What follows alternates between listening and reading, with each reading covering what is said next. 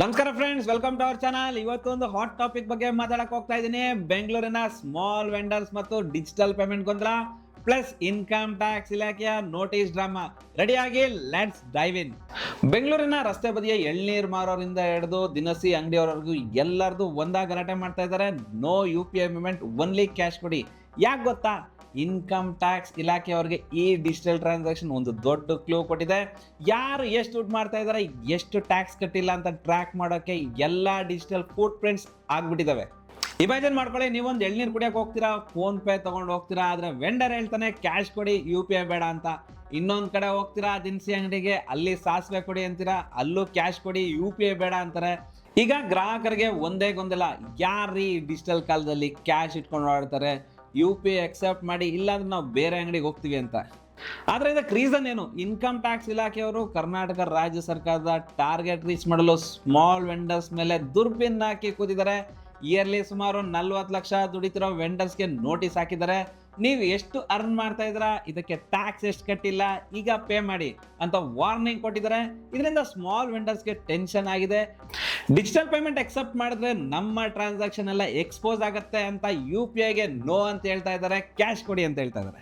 ಇದೀಗ ಈ ಟಾಪಿಕ್ ಒಂದು ಹಾಟ್ ಡಿಬೇಟ್ ಆಗಿದೆ. ವೆಂಡರ್ಸ್ ಒಂದ್ ಕಡೆ, ಕಸ್ಟಮರ್ಸ್ ಇನ್ನೊಂದ್ ಕಡೆ, ಎರಡೂ ಕಡೆ ಇನ್ಕಮ್ ಟ್ಯಾಕ್ಸ್ ಇಲಾಖೆಗೆ ಬೈತಾ ಇದ್ದಾರೆ.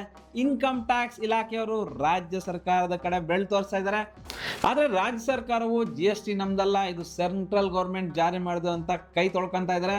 ಆದರೆ ಇದರ ಮಧ್ಯೆ ಸ್ವಲ್ಪ ಬ್ರೈಬ್ ಕೊಟ್ರೆ ಎಲ್ಲ ಸಾಲ್ವ್ ಆಗುತ್ತೆ ಅಂತ ಹೇಳ್ತಾರೆ. ಇದು ನಿಜಾನಾ? ಆದರೆ ಗುಡ್ ನ್ಯೂಸ್, ತೆರಿಗೆ ಇಲಾಖೆ ಇದಕ್ಕೆ ಒಂದು ಸೊಲ್ಯೂಷನ್ ಕೊಡಲು ಒಂದು ಹೆಲ್ಪ್ ಲೈನ್ ಸ್ಟಾರ್ಟ್ ಮಾಡಿದ್ದಾರೆ. ಇದೇ 1800425630. ಈ ನಂಬರ್ ಕಾಲ್ ಮಾಡಿ ನಿಮ್ಮ ಟ್ಯಾಕ್ಸ್ ರಿಲೇಟೆಡ್ ಯಾವುದೇ ಪ್ರಾಬ್ಲಮ್ ಇದ್ರೂ ಕಂಪ್ಲೇಂಟ್ ಕೊಡ್ಬೋದು. ಇದ್ರ ಜೊತೆಗೆ ಸ್ಮಾಲ್ ವೆಂಡರ್ಸ್ ಅಸೋಸಿಯೇಷನ್ ಕರ್ನಾಟಕ ಬಂದ್ಗೆ ಕರೆ ಕೊಟ್ಟಿದ್ದಾರೆ, ಟ್ಯಾಕ್ಸ್ ನೋಟಿಸ್ ವಾಪಸ್ ತಗೊಳ್ಳೇಬೇಕು ಅಂತ. ಆದರೆ ಈಗ CM ಸಿದ್ದರಾಮಯ್ಯನವರು ಹಾಗೂ ಇತರ ಅಫಿಷಿಯಲ್ಸ್ ಒಟ್ಟಾಗಿ ಕೂತು ಒಂದು ಅಗ್ರಿಮೆಂಟ್ಗೆ ಬಂದಿದ್ದಾರೆ. GST ರಿಜಿಸ್ಟ್ರೇಷನ್ ಕಡ್ಡಾಯ, ಆದರೆ ಟ್ಯಾಕ್ಸ್ ಲ್ಯಾಬ್ ಒಳಗೆ ಬರದೇ ಇರೋ ಎಲ್ಲ ಸ್ಮಾಲ್ ವೆಂಡರ್ಸ್ಗೆ ಎಕ್ಸಂಪ್ಷನ್ ಇದೆ. ಬ್ರೆಡ್, ಮಿಲ್ಕ್, ವೆಜಿಟೇಬಲ್, ಎಸೆನ್ಷಿಯಲ್ ಐಟಮ್ಸ್ಗೆ GST ಎಲ್ಲ ಕ್ಲಿಯರ್ ಆಗಿ ಹೇಳಿದ್ದಾರೆ. ಓಲ್ಡ್ ಟ್ಯಾಕ್ಸ್ ಡ್ಯೂಸ್ ನನ್ನು ವೇ ಆಫ್ ಮಾಡಿದ್ದಾರೆ. ಸ್ಮಾಲ್ ವೆಂಡರ್ಸ್ ಈಗ ತಮ್ಮ ಪ್ರೊಟೆಸ್ಟ್ ಕೈ ಬಿಟ್ಟಿದ್ದಾರೆ. ಕರ್ನಾಟಕ ದೇಶದಲ್ಲೇ GST ಕಲೆಕ್ಷನ್ ನಲ್ಲಿ ಸೆಕೆಂಡ್ ಪ್ಲೇಸ್ ನಲ್ಲಿದೆ. CM ಹೇಳಿದ್ದಾರೆ, we don't want to trouble anyone, just 9000 ವೆಂಡರ್ಸ್ಗೆ ನೋಟಿಸ್ ಕಟ್ಟಿದ್ದೀವಿ, ಅದು 3 ವರ್ಷದ ಟ್ರಾನ್ಸಾಕ್ಷನ್ ಆಧಾರದ ಮೇಲೆ. ಸದ್ಯಕ್ಕೆ GST ಇಶ್ಯೂಗೆ ಟೆಂಪ್ರವರಿ ರಿಲೀಫ್ ಸಿಕ್ಕಿದೆ, ಆದರೆ ಮುಂದೇನಾಗುತ್ತೆ ನೋಡೋಣ. ಈ ಟಾಪಿಕ್ ಬಗ್ಗೆ ನಿಮ್ಮ ಒಪಿನಿಯನ್ ಏನು? ಕಮೆಂಟ್ ಸೆಕ್ಷನ್ನಲ್ಲಿ ಕಮೆಂಟ್ ಮಾಡಿ, ಶೇರ್ ಮಾಡಿ, ಲೈಕ್ ಮಾಡಿ, ಸಬ್ಸ್ಕ್ರೈಬ್ ಮಾಡಿ, ಬೆಲ್ ನೋಟಿಫಿಕೇಶನ್ ಪ್ರೆಸ್ ಮಾಡಿ. ನಮಸ್ಕಾರ, ಥ್ಯಾಂಕ್ ಯು, ಮತ್ತೆ ಸಿಗೋಣ.